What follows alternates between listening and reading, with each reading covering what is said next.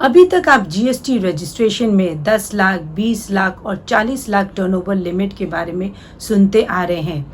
आज हम आपके साथ डिस्कस करेंगे एक और turnover limit of 1.5 crore and 75 lakh in case of specified category state. यदि आप एक स्मॉल बिजनेस पर्सन हैं और आपकी प्रीवियस ईयर में टर्नओवर अप टू 1.5 करोड़ है या 75 lakh in case of specified category state है, तो आप इस स्कीम को ऑप्ट कर काफ़ी हद तक अपने जीएसटी के टैक्स कंप्लायंसेस और टैक्स बर्डन को रिड्यूस कर सकते हैं।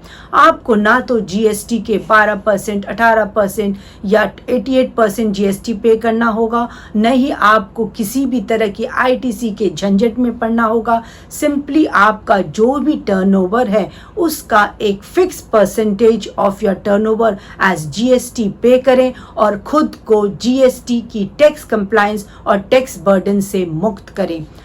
आज इस सेशन में हम आपके साथ डिस्कस करेंगे all about the GST composition scheme. ये एक ऑप्शनल स्कीम है। इस स्कीम को कौन ऑप्ट कर सकता है, कौन ऑप्ट नहीं कर सकता है, इस स्कीम की क्या कंडीशंस और लिमिटेशंस हैं, इस स्कीम को आप कैसे ऑप्ट कर सकते हैं, इसके क्या एडवांटेजेस और डिसएडवांटेजेस हैं, आपकी क्या टैक्स कंप्लायंसेस आपको करनी होगी और किस टैक्स रेट से आपको जीएसटी पे करना होगा। इन सभी बातों को इस सेशन में हम आपके साथ डिस्कस करेंगे। वीडियो इंपॉर्टेंट होने वाली है और आप सभी को सेशन के एंड तक मेरे साथ बने रहना है।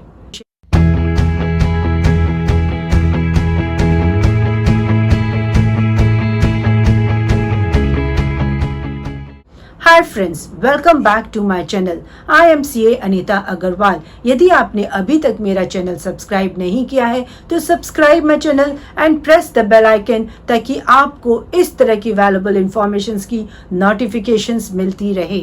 Like the video and share with your friends and relatives in order to create awareness.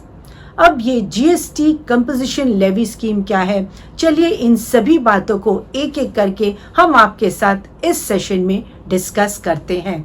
सबसे पहले जानते हैं कि what is GST composition scheme. यदि आप एक स्मॉल बिजनेस पर्सन हैं और आपकी टर्नओवर एक स्पेसिफाइड लिमिट को क्रॉस नहीं करती है, तब आप जीएसटी कंपोजिशन स्कीम ऑप्ट कर सकते हैं। यहाँ आप अपने जीएसटी के टैक्स कंप्लायंसेस और टैक्स बर्डन को काफ़ी हद तक रिड्यूस कर सकते हैं। आपको हाई जीएसटी टैक्स रेट्स पे नहीं करने हैं, किसी भी आईटीसी के झंझट में नहीं पड़ना है। सिंपली आपका जो भी टर्नओवर है उसका एक फिक्स परसेंटेज ऑफ या टर्नओवर एज जीएसटी पे करें और काफ़ी हद तक जीएसटी कंप्लायंसेस और जीएसटी बर्डन से खुद को फ्री रखें। Who can opt for the composition scheme?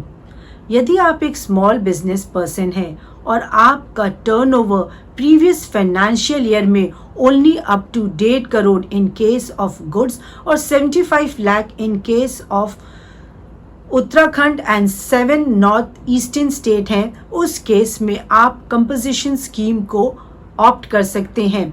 यहाँ पर गवर्नमेंट ने एक स्पेशल कंपोजिशन लेवी स्कीम भी प्रोवाइड की है फॉर स्मॉल सर्विस प्रोवाइडर जिनका turnover is up to 50 lakh, वह भी इस स्कीम को ऑप्ट कर सकते हैं। Method to calculate the aggregate annual turnover.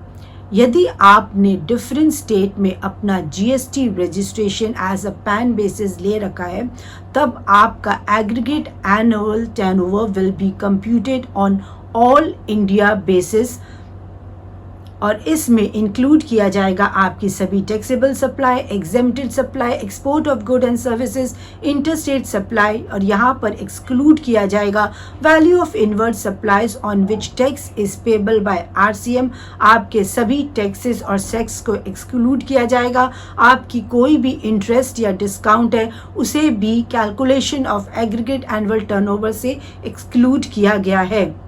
Registration and intimation under the scheme. यदि आप इस स्कीम को ऑप्ट करना चाहते हैं और इससे पहले आप जीएसटी में रजिस्टर्ड नहीं है, उस केस में आपको अपनी सभी नेसेसरी डिटेल्स प्रोवाइड करनी होगी under part B of form GST REG 01 और यदि आप ऑलरेडी जीएसटी में रजिस्टर्ड हैं और आप जीएसटी कंपोजिशन स्कीम के लिए एलिजिबल हैं और आप इस स्कीम को ऑप्ट करना चाहते हैं, उस केस में आपको अपनी intimation in form GST CMP 02 prior to the commencement of financial year provide करनी होगी।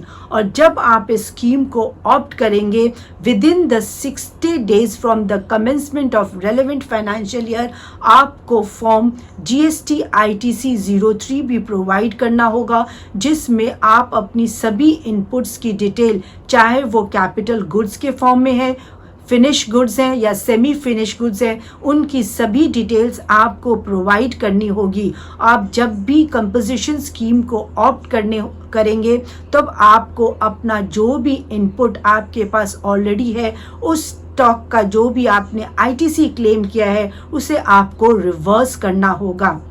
List of taxable persons who are not eligible for the scheme is the casual taxable person or non-resident taxable person, a person engaged in providing interstate supply of good or services or both, a person engaged in supply of goods। यदि आप electronic commerce operator के through अपनी goods की supply कर रहे हैं, तब भी आप इस स्कीम को ऑप्ट नहीं कर सकते। यदि आप एंगेज हैं इन manufacture of goods notified under the scheme, जैसे कि आइसक्रीम, पान मसाला और टबैको, तब भी आप इस स्कीम को ऑप्ट नहीं कर सकते। Rate of tax under the scheme, there are different rates prescribed for the different categories of supply. अगर आप एक मैन्युफैक्चरर है या ट्रेडर हैं, उस केस में आपको पे करना होगा 1% of your turnover in state और union territory, as the case may 0.5% of CGST और 0.5% ऑफ SGST। यदि आप प्रोवाइडर ऑफ रेस्टोरेंट सर्विसेज हैं, उस केस में आपको पे करना होगा 5% of your turnover in state और union territory, as the case may be 2.5% of CGST and 2.5% of SGST। अगर आप एक एलिजिबल सर्विस प्रोवाइडर हैं और आपकी turnover limit up to 50 lakh है, तब आप एक स्पेशल कंपोजिशन लेवी स्कीम को ऑप्ट करते हुए आपको अपनी गुड्स एंड सर्विसेज की सप्लाई पर पे करना होगा GST at a rate of 6% of your turnover in state और union territory, as the case may be 3% of CGST and 3% of SGST। यदि आपने कंपोजिशन स्कीम ऑप्ट की है, उस केस में आपको कोई भी टैक्स इनवॉइस इशू नहीं करना है।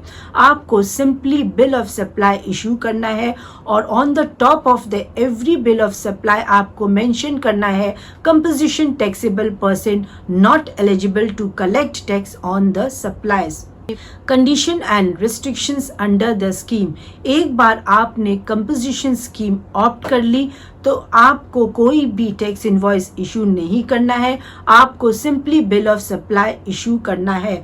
आप अपने परचेजेस पर, जो भी आप गुड्स को परचेज करते हैं फ्रॉम योर सप्लायर, आपको उस पर एप्लीकेबल रेट पर GST पे करना है, पर आप उसका ITC क्लेम नहीं कर सकते।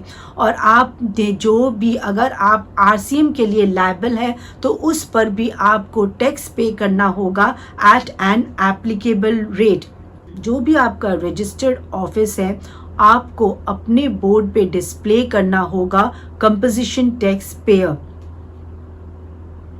और यदि आप कंपोजिशन स्कीम के लिए एलिजिबल नहीं है, उस केस में आपको इस स्कीम से वॉलंटरी विड्रॉ करना होगा।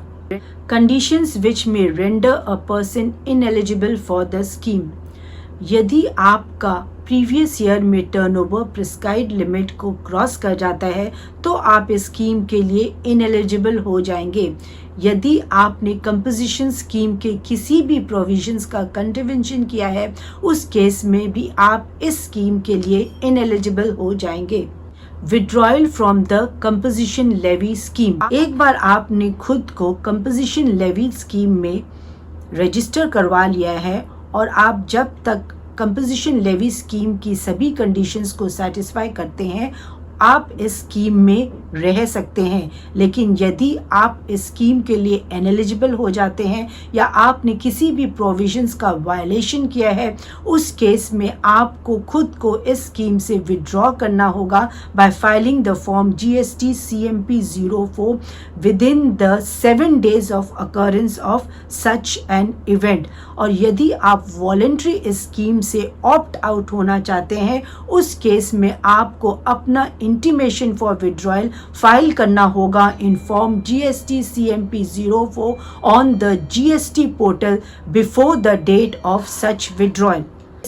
जैसे ही आप इस स्कीम से विड्रॉ करते हैं खुद को, आपने इंटीमेशन ऑफ विड्रॉयल प्रोवाइड किया है इन CMP GST 04, आपको साथ साथ within the 30 days from the date of withdrawal GST portal पर फॉर्म GST ITC 01 भी फाइल करना होगा, जिसमें आप अपनी details of the stock of input and input contained in semi finish finite goods या जो भी आपने हेल्ड कर रखा है, उन सभी की डिटेल्स आपको फॉर्म GST ITC 01 में प्रोवाइड करनी होगी। और जैसे ही आप GST कंपोजिशन स्कीम से ऑप्ट आउट होंगे, तो आप बाय डिफ़ॉल्ट एक रेगुलर टैक्स पेयर में ऑप्ट इन हो जाएंगे और इन सभी इनपुट्स पर अब आप अपनी ITC क्लेम कर सकेंगे। जब तक आप कंपोजिशन लेवी स्कीम की सभी कंडीशंस को सेटिस्फाई करेंगे, आप इस स्कीम में बने रहेंगे। पर जैसे ही आपने किसी भी प्रोविजंस का वायलेशन किया या आपने इस स्कीम से विड्रॉ कर लिया, तब आप बाय डिफ़ॉल्ट एक रेगुलर टैक्स पेयर की कैटेगरी में फॉल करेंगे। अगर आप एक कंपोजिशन स्कीम ऑप्ट करते हैं, उस केस में आपको फाइल करना होगा quarterly statement containing the details of payment of self assess tax in form GST CMP 08, जिसे आपको फाइल करना होगा by 18th day of the month succeeding such quarter. आपको एक ईयरली रिटर्न भी फाइल करनी होगी in form GSTR 4 till the 30th day of April following the end of the financial year.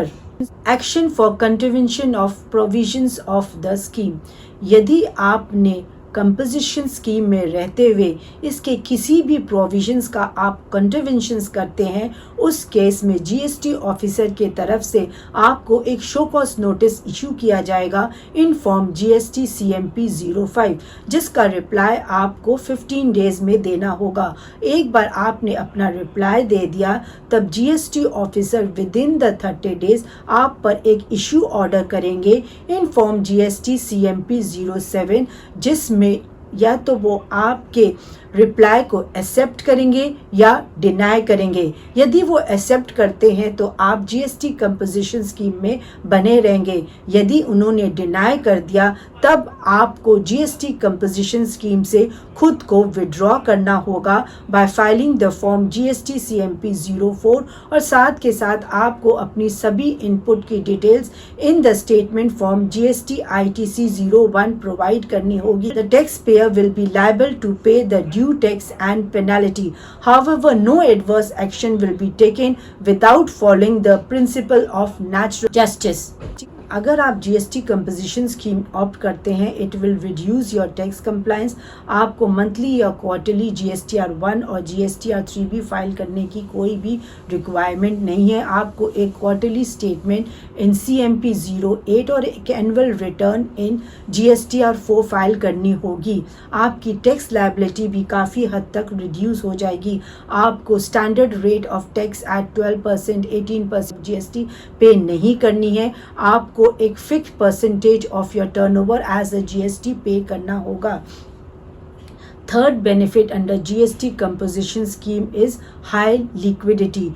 Normal tax payer का most of the working capital उनकी ITC में block रहता है, और उस ITC को वह जब भी क्लेम कर पाते हैं जब उनका सप्लायर अपनी सभी कंप्लायंसेस टाइमली करता है। What are the disadvantages of GST composition scheme? GST composition scheme के कुछ मेजर डिसएडवांटेजेस इस तरह से हैं। आप जो भी परचेजेस करते हैं, उस पर आप आपको एप्लीकेबल रेट पे जीएसटी पे करना होगा और आप उसका आईटीसी क्लेम नहीं कर सकते।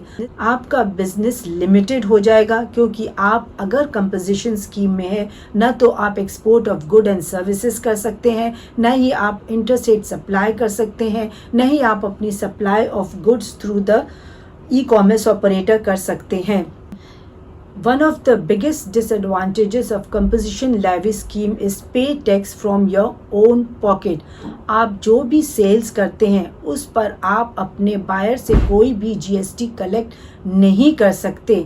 आपको GST at a fix percentage of your turnover government को पे करना होगा। इस तरह से आपने देखा जहां कंपोजिशन लेवी स्कीम आपके टैक्स कंप्लायंस और टैक्स बर्डन को रिड्यूस करती है, वहीं पर इसके कुछ डिसएडवांटेजेस भी हैं।